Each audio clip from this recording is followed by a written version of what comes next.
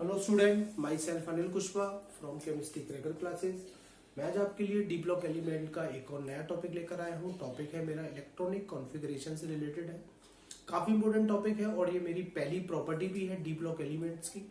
मैं आपको बता दूं, डी ब्लॉक एलिमेंट से प्रॉपर्टी से ही काफी क्वेश्चंस बनते हैं, प्रॉपर्टी से ही सारी प्रॉब्लम्स बनाई जाती हैं। ऑक्सीडेशन स्टेट है, कलर है, आपका कैटलिस्ट की प्रॉपर्टी है, कॉम्प्लेक्स फॉर्मेशन है, एलॉय है, इंटरस्टिशियल्स कंपाउंड्स है। इस टाइप की प्रॉपर्टीज से ही प्रॉब्लम्स बनती हैं। तो आपको एक एक वन बाय वन में सारी प्रॉपर्टी एक्सप्लेन करूंगा। आपको वो सारी प्रॉपर्टी पहले सुननी है, फिर आपको क्वेश्चंस लगाने हैं, क्योंकि लॉजिकल क्वेश्चंस ज्यादा आते हैं। मैं लॉजिकली भी बातें करूंगा कि क्या क्या चीजें लॉजिकली आपको ध्यान रखनी है। ठीक है, चलिए। तो आज हम लोग चर्चा कर रहे हैं इलेक्ट्रॉनिक कॉन्फ़िगरेशन से रिलेटेड। तो 3D सीरीज की मैं ज्यादा बात करूंगा, क्योंकि 3D सीरीज का इससे ही मेरे को ज्यादा काम पड़ने वाला है।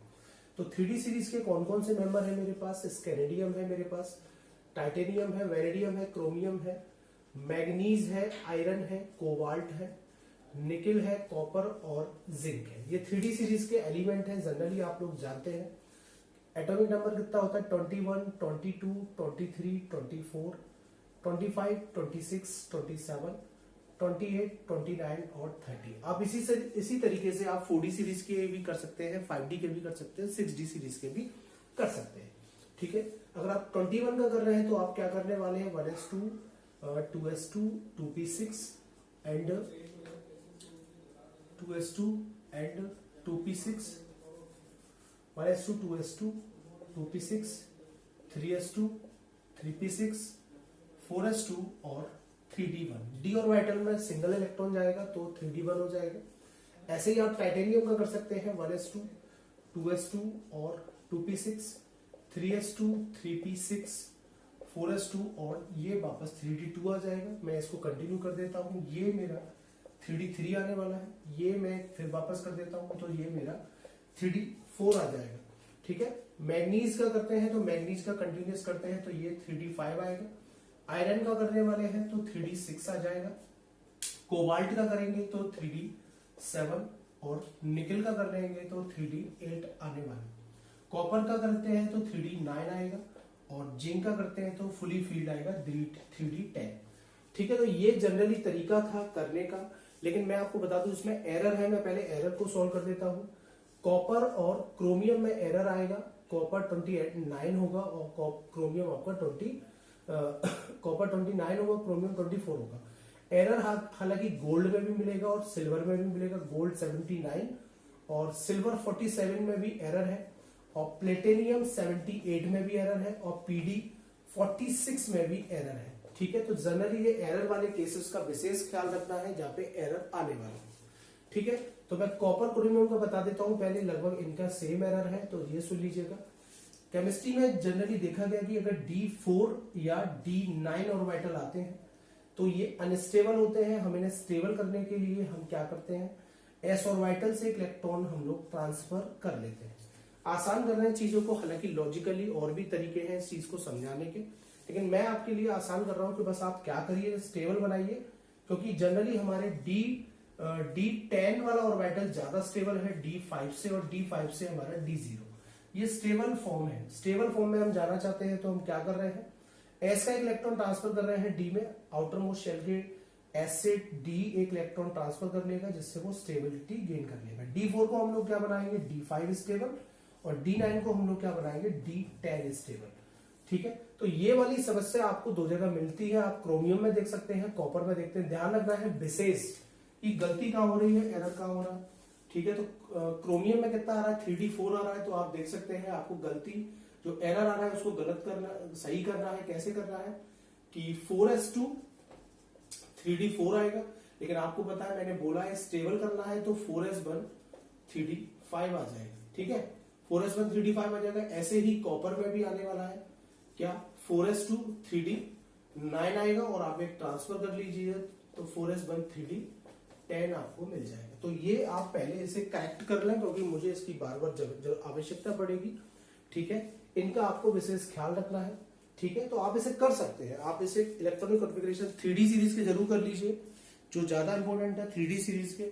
एरर कहां पे आने वाला है मैंने आपको एरर के बारे में बता दिया, और मैं थोड़ी सी इंपॉर्टेंट बातें और आपको बता रहा हूं ताकि मेरे क्वेश्चन थोड़े से आसान हो आपके लिए। ठीक है, चलिए।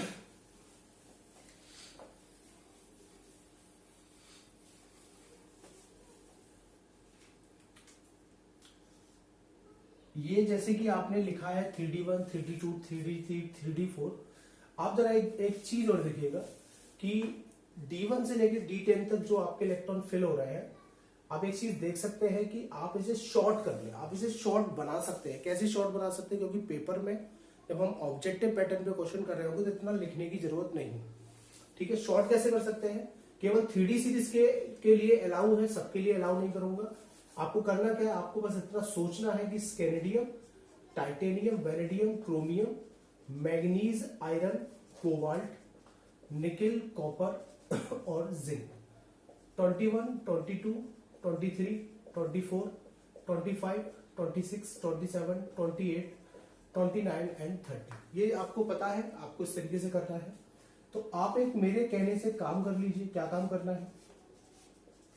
आपको एक काम करना है कि बस आप इतना ध्यान रखिएगा कि जब आप 1s2, 2s2, 2p6, 3s2, 3p6, 4s2 fill करते हैं तो 4s2 तक आप इलेक्ट्रॉन काउंट कर लीजिए। कितने इलेक्ट्रॉन आ रहे हैं? 2, 4, 6, 10, 12, 18 और 2, 20। तो 4s2 20 है, फिक्स कर लीजिए आप, बिल्कुल परफेक्ट कर लीजिए कि 4s2 मेरा 20 है। तो स्केनेडियम 21 करना है तो 4s2 तो क्लियर है कितना है? 20 है, ये बस मान लीजिएगा। तो अगला क्या हो जाएगा? 3d1 21।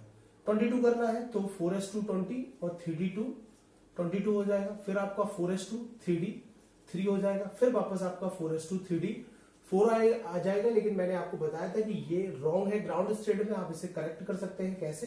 4s1 3d 5 करके। तो ये स्पेशल केस था। वापस फिर वही 4s2 20 और 5 करना है तो 3d 5 आ जाएगा। 6 करना है तो 4s2 और फिर वापस 3d 6 26 हो जाएगा। फिर वापस 4s2, फिर 3d 7 और फिर वापस 4s2 3d 8 हो जाएगा। और फिर 4s2 3d 9 आएगा। जैसा कि आपको पता है ये रॉन्ग है, तो सही कैसे होगा? 4s1 3d 10 से हो जाएगा और ये वापस 4s2 3d 10 आपका हो जाएगा। तो आप लोग समझ सकते हैं कि ये कैसे इलेक्ट्रॉनिक कॉन्फ़िगरेशन कर रहे हैं। ठीक है, पीडी का मैं आपको बता दूं, पीडी के केस में क्या होने वाला है? पीडी 46 आपका जो होता है, मान लो 46 का कर रहे हैं तो 1s2, 2s2, 2p6, 3s2, 3p6, 4s2 3d 10, 4p6, 5s2, 5s2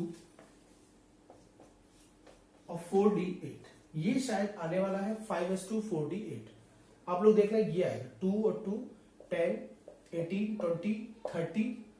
ठीक है 30 और 30 और 6 36, 38 और 46 का ये आ जाएगा आपका। लेकिन मैं आपको बता दूं पीडी एक पूरी पीरियोडिक टेबल के अंदर एक मात्र ऐसा एलिमेंट है जिसके आउटर मोस्ट शेल में 18 इलेक्ट्रॉन आते हैं। तो उस केस में हम इसे 18 करने के लिए आउटर मोस्ट शेल के इलेक्ट्रॉन डी में ट्रांसफर कर लेते हैं और इसका जो करेक्ट कॉन्फ़िगरेशन है वो ये आने वाला है 4p6, 4d 10 और 5s0। ध्यान रखिएगा ये इसका करेक्ट है, ये इसका रॉन्ग है। ये अक्सर पूछा जाता है 5s में इलेक्ट्रॉन कितने होंगे पीडी के केस में, 2 होंगे या 0 होंगे? तो ध्यान रखेंगे 0 इलेक्ट्रॉन होंगे क्योंकि ये 18 इलेक्ट्रॉन चाहता है अपने वैलेंस लास्ट शेल इलेक्ट्रॉन। ठीक है, तो ये कॉन्फ़िगरेशन का वीडियो था। एरर किस में आएगा वो मैंने आपको बता दिया है। 3D की जरूर प्रैक्टिस करिए, 3D की जरूरत बार बार आपको पढ़ने वाली है इस पूरे डी ब्लॉक एलिमेंट के अंदर। बिना इसके मैं पूरा चैप्टर को आगे चला ही नहीं पाऊंगा, तो आप उसका विशेष ख्याल रखने वाले। फटाफट पॉज करके नोट कर लें, फिर हम लोग अगला टॉपिक डिस्कस करते हैं आपसे।